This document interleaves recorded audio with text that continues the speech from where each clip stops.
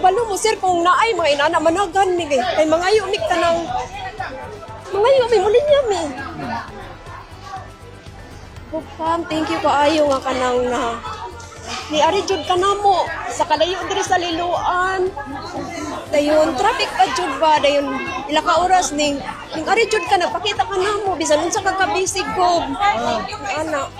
Basta nindot tayo ba lahi jud kay ang mixed emotion kay ang imong presence ba ning ari jud ka. Basta gid thank you gid kayo go. Thank you. Thank you sa tubig.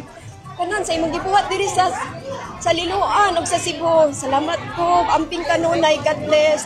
Thank you sa imong mga staff nga nag-effort.